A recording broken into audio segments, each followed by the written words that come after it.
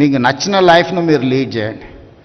Social responsibility కింద సంవత్సరంలో ఒక్క నెల ఎక్కడైనా మీకు ఏదో ఒక హాస్పిటల్లో ఒక నెల రోజులు డాక్టర్లు సమయం కేటాయించి పేదలకు వైద్యం చేస్తే డెఫినెట్గా you will get that pleasure. మనం ఒక వృత్తిలో మేము పబ్లిక్ లైఫ్లో ఉన్నప్పుడు చాలా రకాల పనులు చేస్తుంటాం, కానీ జాబ్ సాటిస్ఫాక్షన్ కోసం, పర్సనల్ సాటిస్ఫాక్షన్ కోసం కొన్ని సెలెక్టెడ్గా కొన్ని పనులను ప్రత్యేకంగా సమయం కేటాయించి పని చేస్తూ ఉంటాం ప్రజాప్రతినిధులుగా. అదేవిధంగా నేను డాక్టర్లకు విజ్ఞప్తి చేస్తున్నా, సంవత్సరంలో ఒక నెల మీ ఇష్టం ఏ హాస్పిటల్లో ఏ నెలలు పనిచేస్తారో మీరు గవర్నమెంట్కి ఇండికేట్ చేయండి. నేను అధికారులకు చెప్పిన, not only in Hyderabad, in Telangana, అమెరికాలో చాలామంది డాక్టర్లు ఉన్నారు. వాళ్ళ పేరెంట్స్ని చూడడానికో ఫ్యామిలీని కలవడానికో స్పెషలిస్టులు ఇండియాకు వస్తున్నారు. They wanted to serve something, but they don't have any platform where to go, how to go, where to serve, when to serve. They don't have any information. That is why I have told my people to create a platform. Ask them to put some information. వాళ్ళు ఎప్పుడు మన దగ్గరకు వస్తుండ్రో, ఏ సమయం ఇవ్వగలుగుతారో, కనీసం ఒక 1 week ఇచ్చిందంటే ఆ 1 వీక్లో నిమ్స్లోనో ఉస్మానియాలోనో ఎక్కడైనా స్పెషలిస్టులు ఆ పేషెంట్లను అడ్రస్ చేస్తే వాళ్ళు అట్లీస్ట్ ఫిజికల్గా ఒకసారి చూస్తే తర్వాత ఆన్లైన్ అయినా వాళ్ళు అడ్వైజ్ చేయడానికి అవకాశం ఉంటుంది. సో ఈరోజు ఆర్టిఫిషియల్ ఇంటెలిజెన్స్ నుంచి సాంకేతిక రంగంలో one of the best city జీసీసీలో కానీ ఐటీ కంపెనీలో కానీ ఈరోజు ప్రపంచంలో Hyderabad one of the destination. So మనం ఈ సాంకేతిక నైపుణ్యాన్ని ఉపయోగించుకొని హెల్త్ సైడ్ కూడా మనం పనిచేయాలి. రీసెంట్గా నేను ఏవియేషన్ మినిస్టర్ను కలిసినప్పుడు కూడా మిడిల్ ఈస్ట్ కంట్రీస్ నుంచి పేషెంట్లు రావడానికి ఉన్నారు, కానీ డైరెక్ట్ ఫ్లైట్ కనెక్టివిటీ లేదు. వాళ్ళు బెంగళూరులోనో లేకపోతే ఢిల్లీనో లేకపోతే కలకట్టాలో ల్యాండ్ అయ్యి మళ్ళీ అక్కడి నుంచి ఇక్కడికి రావాలంటే ఆ పేషెంట్లకు చాలా ఇబ్బంది అవుతుంది.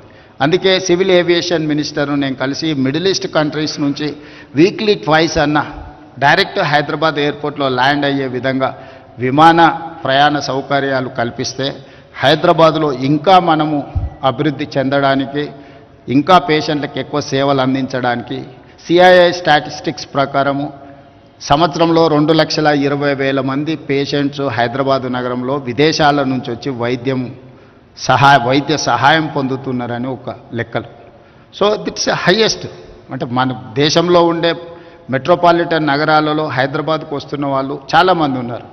ఇంకా రావాలని ఉన్న కనెక్టివిటీ లేకపోవడం వల్ల రాలేకపోతున్నారు. దానికి సంబంధించి కూడా కేంద్ర ప్రభుత్వంతో నేను మాట్లాడుతున్నాను. భవిష్యత్తులో ఇంకా కనెక్టివిటీ పెంచి ప్రధానంగా ఈ మిడిల్ ఈస్ట్ కంట్రీస్, రీసెంట్గా నేను జపాన్ పర్యటన చేసినప్పుడు కూడా అక్కడ కూడా వాళ్ళు నిస్సహాయత వ్యక్తం చేస్తూ ఉన్నారు. మనం నెక్స్ట్ ఫోకస్ పెట్టాల్సింది జపాన్ మీద. ఏజింగ్ పీపుల్ ఎక్కువ ఉన్నది అక్కడనే.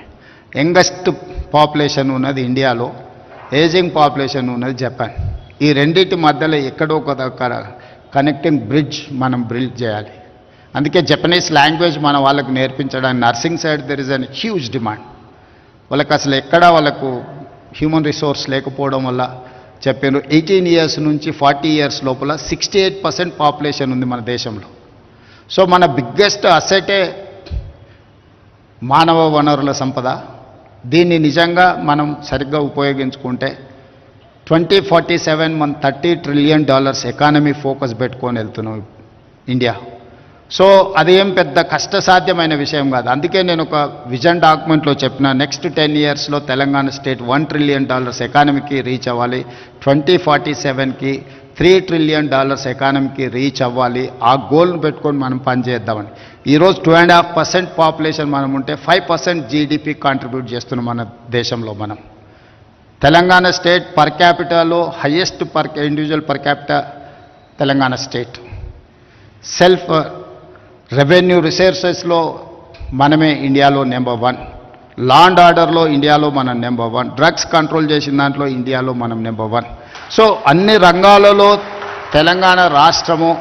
రీసెంట్గా మా కమిషనర్ సివి ఆనంద్ గారు దుబాయ్లో ప్రపంచ దేశాలన్నీ కూడా డ్రగ్స్ కంట్రోల్ దాంట్లో కాంపిటీషన్స్ పెడితే హైదరాబాద్ నగరం తెలంగాణ స్టేట్ ఫస్ట్ వస్తే దుబాయ్లో వెళ్ళి అవార్డుని మా సివి ఆనంద్ హైదరాబాద్ కమిషనర్ రిసీవ్ చేసుకోవడం జరిగింది.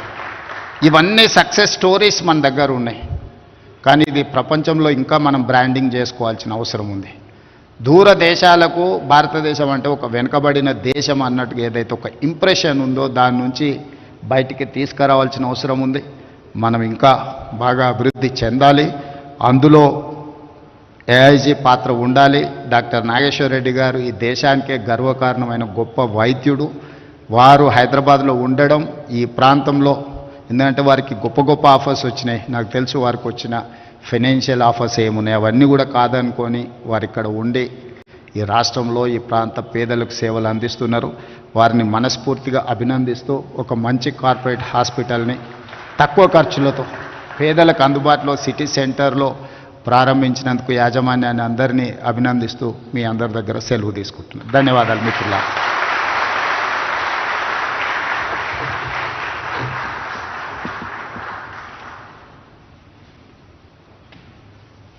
Thank you, sir, for such an inspirational speech. May I now request our Director, Dr. G.V. Rao, to give the vote of thanks and conclude the proceedings. Thank you. On behalf of Dr. Reddy, Mr. P.V.S. Raju garu, dignitaries here, and all the guests who have assembled here, sincere